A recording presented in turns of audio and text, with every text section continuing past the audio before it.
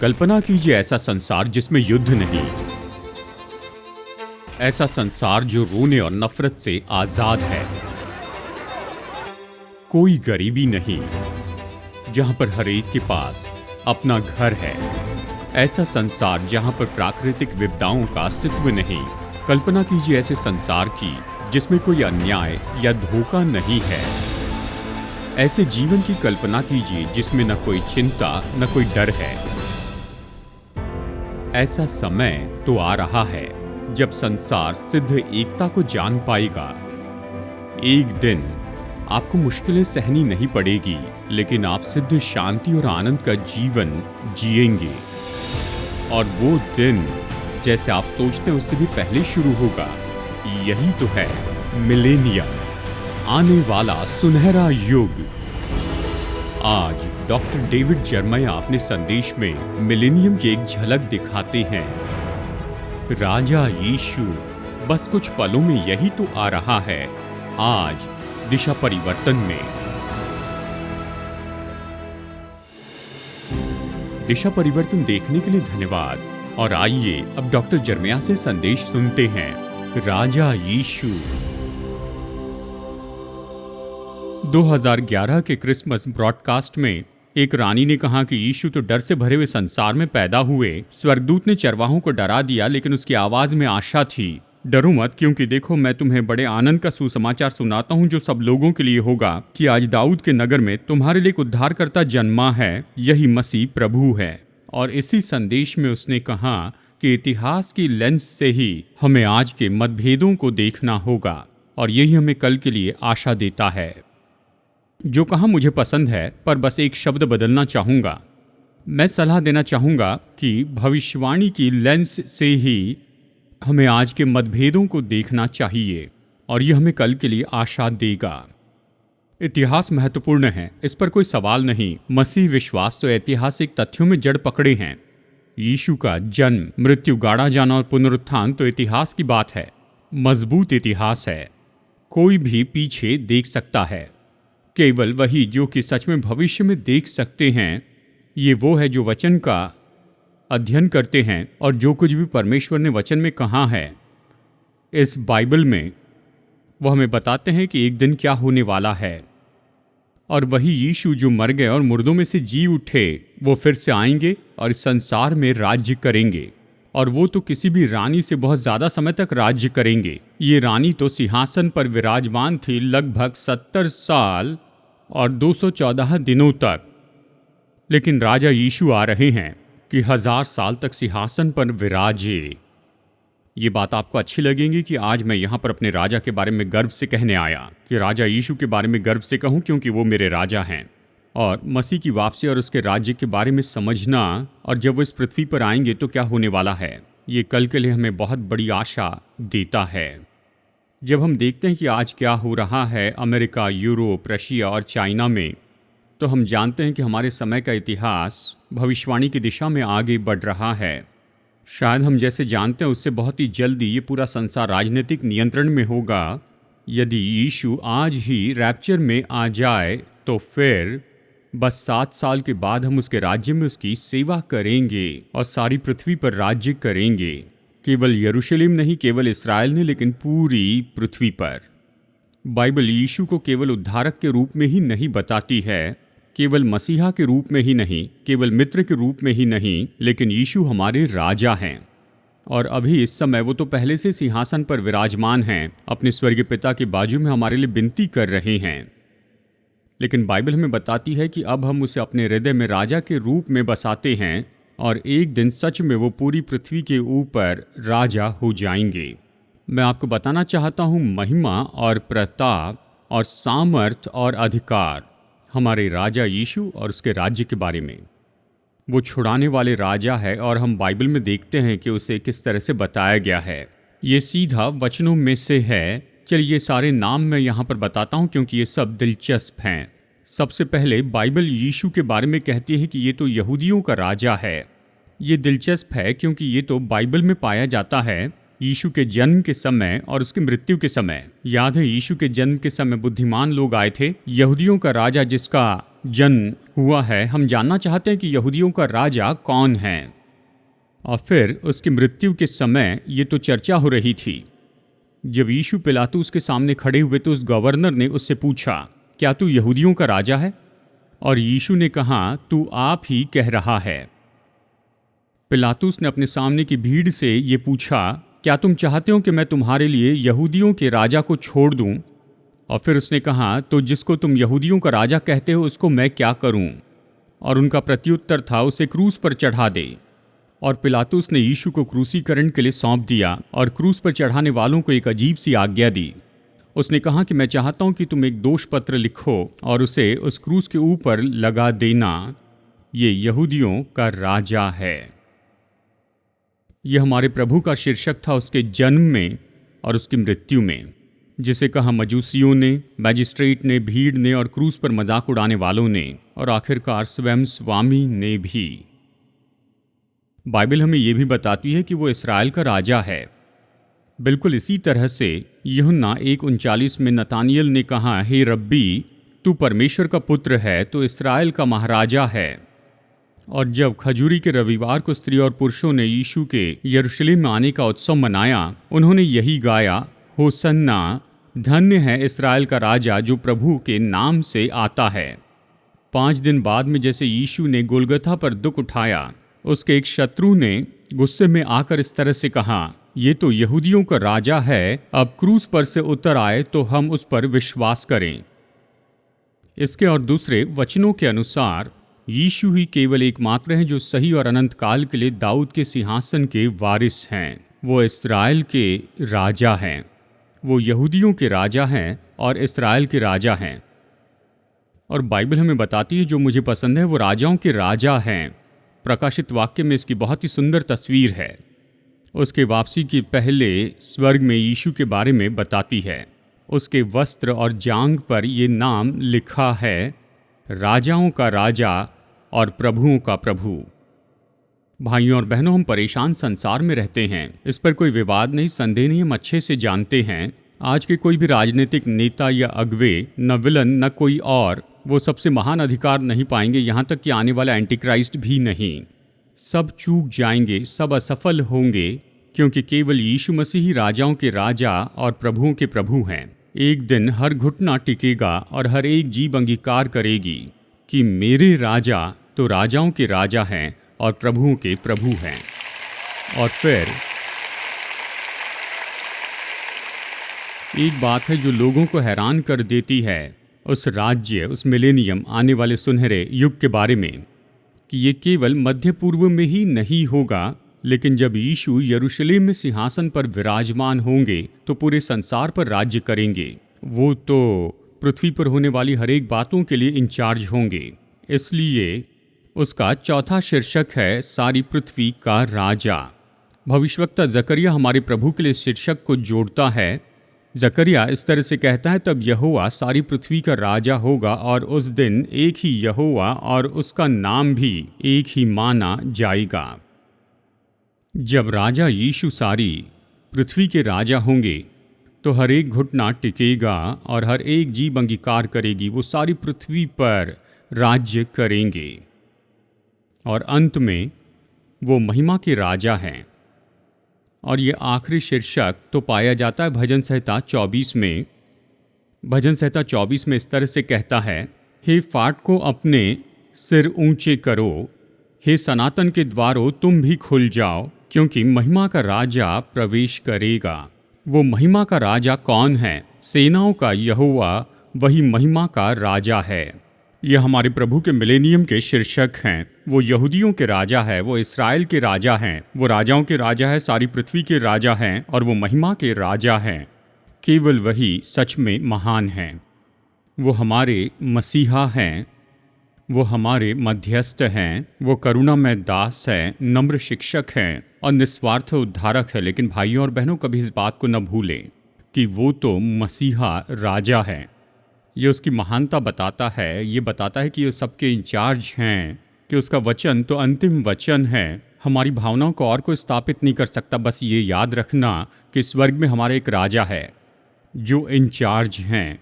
वो आज्ञा देते हैं, नियंत्रण करते हैं और कुछ भी उसकी महान सामर्थ्य से बाहर नहीं है। और इसलिए बहुत से लोग ये पाते हैं कि वो तो उनकी आत्मा के लिए बड़े महान लंगर हैं। क्या वो आपके राजा हैं? मैं जानता हूं आप विश्वासी हैं तो वो आपके उद्धारक हैं। यीशु को अपना उद्धारक बनाना एक अलग बात है, पर यीशु को अपना राजा बनाना अलग है। वो नहीं चाहते कि केवल आपके जीवन में वास करे, वो चाहते हैं कि आपके जीवन पर अधिकार करे। जब आप उसे सिंहासन पर बैठाते हैं तो कहते हैं, प्रभु यीशु मसीह, मेरे उद्धारक होने के लिए धन्यवाद। और अब मैं ये पल लेना चाहता हूँ और आपको उद्धारक बनाना चाहता हूँ, और मैं सब कुछ अपने आप से नहीं करना चाहता हूँ। अगर सच कहूँ तो मैं इसमें पूरी गड़बड़ी कर बैठता हूँ। तो मैं आपको अपने जीवन के सिंहासन पर बैठाता हूँ और जब तक हम आपस में बात न करें मैं कुछ नहीं करूँगा, जब तक कि चर्चा न कर ले। जबकि आप करने के लिए न कहें, आप कहेंगे ये तो बहुत ही सरल है। जब आप ऐसा करते हैं तो ये प्रभावी रूप में जीवन बदलता है। जब आप जानते हैं आप पायलट नहीं हैं पर को पायलट हैं, आप यीशु को वहाँ रखते हैं जहाँ वो होना चाहते हैं। एक दिन वो राजा बनेंगे और बाहर से इस तरह से आप पर राज्य करते जाएंगे, लेकिन अब वो आपके अंदर राजा बनना चाहते हैं। वो आपके राजा होना चाहते हैं, वो मेरे राजा हैं। बाइबल ये कहती है कि वो केवल अभी के लिए ही राजा नहीं, लेकिन एक दिन वो ऐसे राजा बनेंगे जो पृथ्वी पर राज्य करेंगे। जब यीशु पहली बार आए थे तो छुड़ाने वाले राजा के रूप में आए और उसने एक समूह बनाया जिसे यीशु के अनुयायी कहते हैं, और वो हम पर राज्य करते हैं। हम उसका काम करते हैं और हर हफ्ते चर्च में आकर उत्सव मनाते हैं। हम परमेश्वर से प्रेम करते हैं, यीशु से प्रेम करते हैं और जानते हैं कि वो राजा हैं। लेकिन बाइबल तो ऐसे बहुत से वचनों से भरी हुई है, ये हमें बताते हैं कि जब क्लेश काल के अंत में यीशु वापस आएंगे उस समय क्या होगा, और इस पृथ्वी पर अपने राज्य को स्थापित करते हैं। बहुत से लोगों ने इस तरह से कहा कि उस समय जो भी होगा वो तो बिल्कुल श्राप को उल्टा करना होगा। बाइबल के शुरू के भाग में हम जानते हैं कि जब पाप आया तो उस समय क्या हुआ था, और सारे संसार पर श्राप आ गया। अगर आदम और हव्वा ने पाप नहीं किया होता तो हम बहुत बेहतर संसार में रहते, पर वो संसार तो वापस आ रहा है। प्रभु राज्य में हमारा संसार ऐसे होगा जो हमारे पास होता अगर हम पाप नहीं करते तो। रॉबर्ट स्ट्राउस बुद्धिमान राजनीतिक कार्यनीति बनाने वाले हैं जिन्होंने बहुत से प्रेसिडेंट्स के लिए काम किया, जिमी कार्टर से लेकर जॉर्ज H.W. बुश तक।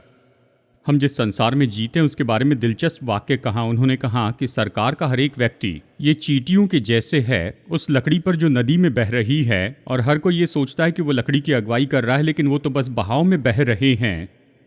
ये सच है ना? क्या कभी आपने देखा सारे सरकारी अफसर इस तरह से सोचते हैं कि केवल वही सब कुछ कर रहे हैं, वो कुछ नहीं कर रहे हैं, वो तो बहाव में बह रहे हैं। इतिहास के सभी शासकों के बारे में भी ऐसा ही है। सब मर चुके हैं या फिर मर जाएंगे, और उनमें से कोई भी मुर्दों में से नहीं जी उठा। सभी ने हेडलाइंस पर कुछ दिनों तक अधिकार किया, लेकिन किसी ने भी यीशु के जैसे इतिहास को दो भागों में नहीं बांटा। इस संसार के शासकों ने सीमित अधिकार का उपयोग किया, और वो भी सीमित समय तक। केवल यीशु के पास पूरे अनंत काल के लिए पूरा अधिकार है। ऐसा कोई समय नहीं होगा जहां पर वो राजा नहीं है। जब यीशु राजा होंगे तो हम कैसे होंगे? इस संदेश में मैं उसका थोड़ा स्वाद आपको देना चाहता हूं। सबसे पहले, जब इस पृथ्वी पर राज्य करेंगे तो पूरे यूनिवर्स में उनका राज्य होगा। वो यूनिवर्सल राज्य पर राज्य करेंगे। हमारे प्रभु का राज्य यरूशलेम इस्राएल में होगा और उसके फैले हुए भौगोलिक क्षेत्र पर, और ये पृथ्वी पर अधिकार करने वाला देश होगा। इस्राएल तो अभी बहुत ज़्यादा ध्यान आकर्षित करता है। ऐसा देश जो केवल 70 मील चौड़ा और 263 मील लंबा है। नक्शे में देखें तो वो पोस्टेज स्टैंप के जैसे दिखता है। वो ऐसे देशों से घिरा है जो उसे मिटा देना चाहते हैं, लेकिन उसी जगह से मिलेनियम में हमारे प्रभु का राज्य उत्तर में फैलेगा रशिया तक, पूर्व में एशिया तक, दक्षिण में अफ्रीका और पैसिफिक रिम तक, और प्रभु की स्तुति वो पश्चिम में फैलेगा यूरोप और अमेरिका तक। और ये सारी पृथ्वी यीशु के आसपास ही घूमती रहेगी।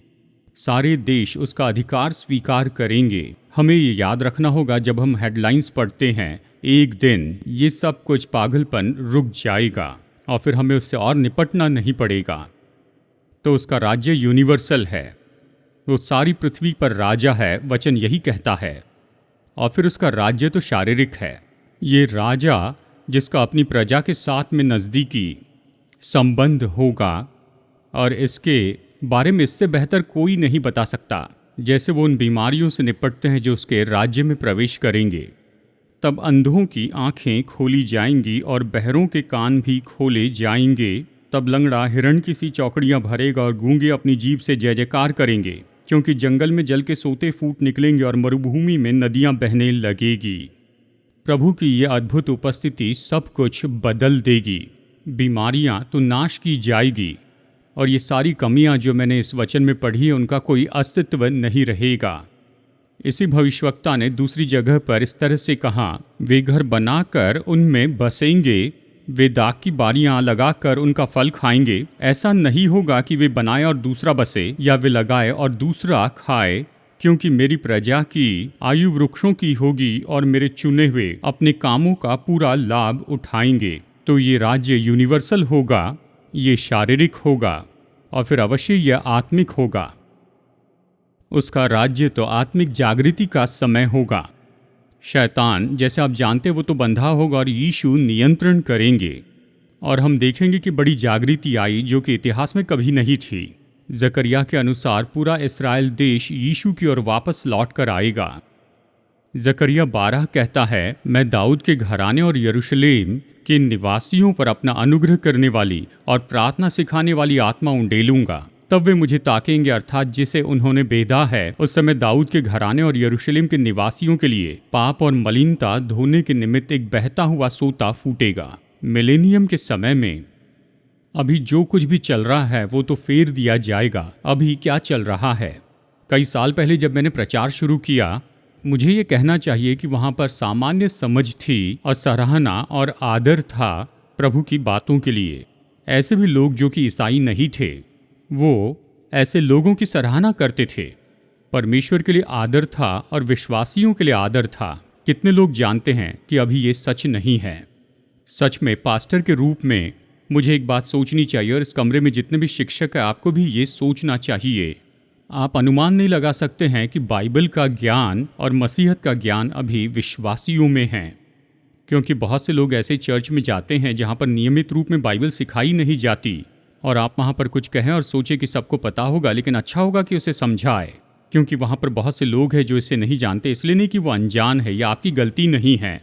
हमारा संसार ऐसे ही है। गौर से सुनिए, जब यीशु फिर से सिंहासन पर होंगे तो परमेश्वर का ज्ञान पूरी भूमि को भर देगा, और जाकर आप किसी से भी यीशु के बारे में बात कर सकते हैं, क्योंकि वो उसे जानेंगे। कोई फर्क नहीं पड़ता आप कहाँ पर हैं, कौन हैं, कहाँ रहे हैं या कहाँ जा रहे हैं। किसी के पास जाकर कहें, यीशु ने आज आपसे कैसे व्यवहार किया, क्योंकि सभी लोग प्रभु को जानेंगे और उसका नाम हर एक जीभ पर होगा। मिलेनियम के उस समय में सच में ये कितना अद्भुत दिन होगा। उसका राज्य तो आत्मिक होगा। तब उन्हें फिर एक दूसरे को ये कहना न पड़ेगा, यानी एक दूसरे से कहना न पड़ेगा कि यहोवा को जानो, क्योंकि यहोवा की ये वाणी है, छोटे से लेकर बड़े तक सबके सब मेरा ज्ञान रखेंगे, क्योंकि मैं उनका अधर्म क्षमा करूंगा और उनका पाप फिर स्मरण न करूंगा। उसका राज्य यूनिवर्सल है, शारीरिक है, आत्मिक है और ये नैतिक है। ये कुछ बातें हैं जो उस राज्य में नहीं होंगी। कोई बेघर नहीं होगा, कोई दंगे नहीं होंगे, अवश्य ही कोई भी यहूदियों का विरोध नहीं करेगा, कोई चोरी नहीं होगी। उन सारी बुरी बातों के बारे में सोचिए जो इस संसार में हो रही हैं, जिन्हें हम पहले कभी नहीं जानते थे। ये सब कुछ चले जाएगा। यीशु की वो सफ़ेद गर्म पवित्रता उन्हें पूरा शुद्ध कर देगी, और हम ऐसे संसार में नहीं रहेंगे जहाँ पर इतनी बुराई हो, जिसके कारण हर रात हम कहते हैं कि वो इसके बारे में कुछ क्यों नहीं करते हैं। यशायाह कहता है, उसको यहोवा का भय सुगंध सा भाएगा, वो मुंह देखा न्याय न करेगा, न अपने कानों से सुनने के अनुसार निर्णय करेगा, परंतु वो कंगालों का न्याय धर्म से और पृथ्वी के नम्र लोगों का निर्णय खराई से करेगा। वो पृथ्वी को अपने वचन के सोटे से मारेगा और अपने फूंक के झोंके से दुष्ट को मिटा डालेगा। और फिर भजनकार जोड़ता है, वो यानी राजा तेरी प्रजा का न्याय धर्म से, वो प्रजा के दीन लोगों का न्याय करेगा और दरिद्र लोगों को बचाएगा और अंधेर करने वालों को चूर करेगा।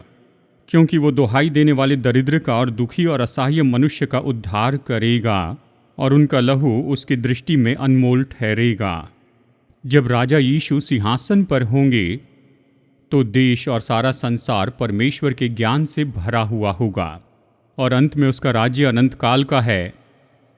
फिर एक दिन 1000 साल का राज्य खत्म हो जाएगा और बाइबल कहती है कि संसार का राज्य तो परमेश्वर का राज्य हो जाएगा और अनंत काल का राज्य होगा। और बस एक थोड़ा बदलाव होगा, जब 1000 साल का राज्य खत्म हो जाएगा हम अनंत काल से सीधा प्रभु यीशु मसीह के साथ में अनंत काल के लिए चले जाएंगे। यहोवा अनंत काल के लिए महाराज है। हम इसी का इंतज़ार कर रहे हैं। हमारे पास ऐसा राजा है जो हमें कभी नहीं छोड़ेगा, उसकी जगह कोई नहीं लेगा। उसके बाद कौन आएगा इसकी चिंता हमें नहीं करनी है, क्योंकि उसका कोई पुत्र नहीं और ना ही उसका विरोध करने वाला कोई है। वो पवित्र राजा हैं और वो हमेशा वर्तमान में रहते हैं। गौर से सुनिए, मैं उसके बारे में ये सारी जो अद्भुत बातें बता रहा हूँ, वो मेरा राजा है, मेरे हृदय का राजा। वो मेरे जीवन के सिंहासन पर हैं। मैं अपने राजा से प्रेम करता हूँ। ये मेरे लिए बड़ा आदर है कि उसकी सेवा करूँ और मुझे आशा आप इसी तरह से काम करेंगे। एसन लॉकर एक शहर में काफ़ी समय तक पास्टर रहे। मैं जानता हूँ वो मेरे मित्र थे। एसन लॉकर बहुत उत्तम वक्ता थे। जब वो प्रचार करते तो सब उनके प्रचार को पसंद करते। आप मेरी बात समझ रहे हैं ना? उन्होंने संदेश दिया, नाम था मेरा राजा। वो यीशु के सारे गुणों के बारे में बताते और फिर वो संदेश के बीच में रुक कर कहते, वो मेरे राजा हैं। मैं आशा करता हूँ आप ऐसे ही महसूस कर रहे हैं। ये राजा जो एक दिन इस पृथ्वी पर राज्य करेंगे, ये वही राजा है जो आपके जीवन में राज्य करना चाहते हैं और आपके हृदय के सिंहासन पर बैठना चाहते। आपको अकेले जीवन नहीं जीना है। आपको फिर ज़रूरत नहीं कि गलती करके ये सोचे कि मैंने ये सब कुछ क्यों किया, क्योंकि वही महान राजा जो पिता के साथ सिंहासन पर बैठे हैं, वो आपके जीवन के सिंहासन पर बैठना चाहते हैं। अभी इस समय पृथ्वी पर वो राजा हैं। जानते हैं, इस पृथ्वी पर केवल 43 मोनार्कीस ही बाकी रह गए हैं, केवल 43 ही। उनमें से ज़्यादातर तो स्वभाव में केवल विधि हैं। इन दिनों में आम बात है कि प्रेसिडेंट और प्राइम मिनिस्टर रहें, और जैसे कि हम जानते हैं कि कुछ क्षेत्रों में तानाशाह भी होते हैं। जैसे कि राजनीति और लोकतंत्र आगे बढ़ते जा रहा है, संसार स्तर से घटते जा रहा है। और 2024 में पूरे संसार के बारे में एक रिपोर्ट थी जिसमें लिखा गया था कि 2024 तो ऐसा साल होगा जहां बैलेट और बुलेट्स होंगी। 70 से भी ज़्यादा देशों में उस साल इलेक्शन हुए थे, जो उनके देशों में लोकतंत्र के लिए तनाव दिखाई दे रहा था। हम नहीं जानते ये सब हमें कहां पर ले जाएगा। भाइयों और बहनों, एक बात का अनुमान तो हम निश्चित रूप में लगा सकते हैं, एक दिन यीशु मसीह इस संसार के सिंहासन पर विराजमान होंगे। यहूदियों के राजा, इस्राएल के राजा, राजाओं के राजा, सारी पृथ्वी के राजा। याद रखिए, हमें बाइबल की भविष्यवाणी के लेंस से ही आज के मतभेदों को देखते चले जाना है और कल के लिए आशा पानी है। हम वही आगे बढ़ रहे हैं। सब बेहतर होते जाएगा। बेहतर होने के पहले ऐसे दिखाई देगा कि बिगड़ रहा है। ये उस पर आधारित है उद्धारकर्ता कब आएंगे, पर हमारे सामने महान भविष्य है और उस महान भविष्य का छोटा सा भाग तो हमारे हृदय में है। बस भूख रखिए कि प्रभु राज्य का नियम कैसा होगा उसे जाने। राजा को जानना कितना बड़ा रोमांच है, किस तरह से उससे बातें करें। ट्रैवल मैगजीन में हाल ही में एक आर्टिकल लिखा गया उन लोगों के विषय जो कि संसार के सबसे सुंदर 7 सिंहासन को देखना चाहते थे। उनमें से 3 तो भारत में हैं, एक और रशिया में है और फिर चाइना में ड्रैगन सिंहासन है और 6वां सिंहासन है Saint Edward's chair and Westminster's Abbey England में, और 7वां है स्वीडन का चांदी का सिंहासन जो शुद्धता को दर्शाने के लिए बनाया गया। आप इन सारे सिंहासनों को इतिहास की किताब में देख सकते हैं और आप चांदी का सिंहासन देख सकते हैं hall of state Stockholm palace में। लेकिन इन 7 में से सच में कोई भी इतना महत्वपूर्ण नहीं है।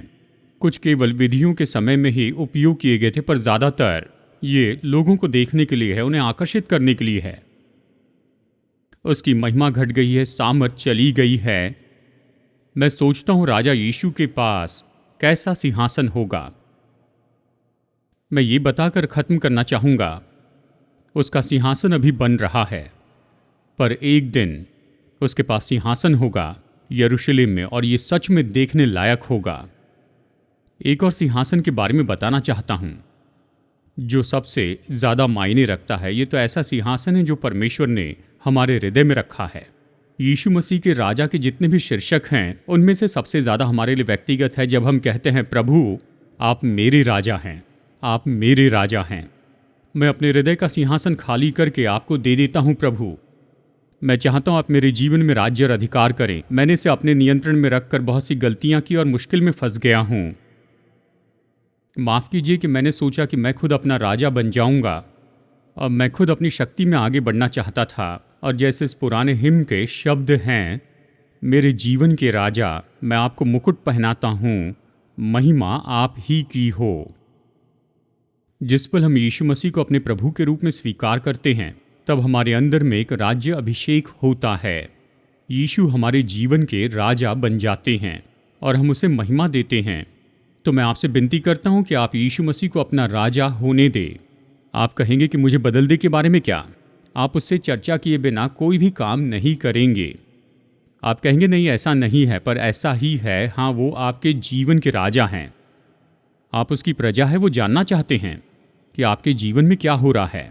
वो आपका मार्गदर्शन करेंगे, आपको सही वचन देंगे, सही संदेश देंगे, सही व्यक्ति के पास भेजेंगे। वो आपको मार्ग दिखाएंगे। उस पर भरोसा रखिए। आप विश्वासी के रूप में अपनी मर्जी से अपना जीवन जी सकते हैं और गलती करके जीवन भर परेशान रह सकते, या आप यीशु मसीह को अपने हृदय के सिंहासन के ऊपर बैठाइए और वो देखिए जो वो करना चाहते हैं। वो ऐसा करना चाहते हैं, आप उसे जो प्रभाव देते उसके द्वारा अपना नाम विख्यात करेंगे। मुझे आशा है आप ऐसा करेंगे। और फिर अवश्य ही वो आपके ऐसे राजा नहीं हो सकते जब तक कि पहले वो आपके उद्धारक न हो जाए। आप यीशु को अपने जीवन के सिंहासन पर राजा के रूप में बैठा नहीं सकते जब तक कि पहले आप उसे न्योता देकर अपने पापों की क्षमा न पाएं और विश्वासी न बन जाएं। केवल विश्वासी लोग ही यीशु को अपने जीवन का राजा बना सकते हैं। तो अंत में मैं आपसे यही सवाल पूछना चाहता हूँ। मैं हर हफ्ते इसे पूछूंगा और कभी रुकूंगा नहीं। क्या यीशु मसीह केवल आपके राजा ही नहीं, लेकिन क्या आपके उद्धारक भी हैं? क्या आपने उस पर विश्वास करके उससे विनती की कि आपके पापों को क्षमा करें और आकर आपके जीवन में रहें?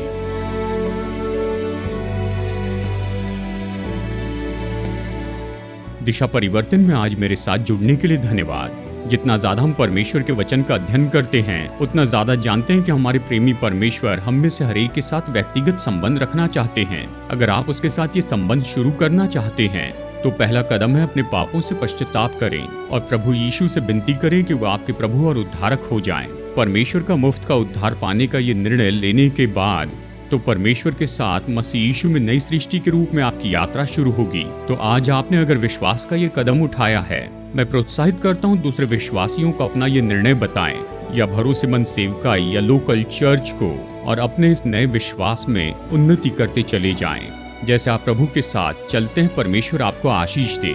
और मैं अगली बार आपसे मुलाकात करने की आशा करता हूँ यहीं पर दिशा परिवर्तन में।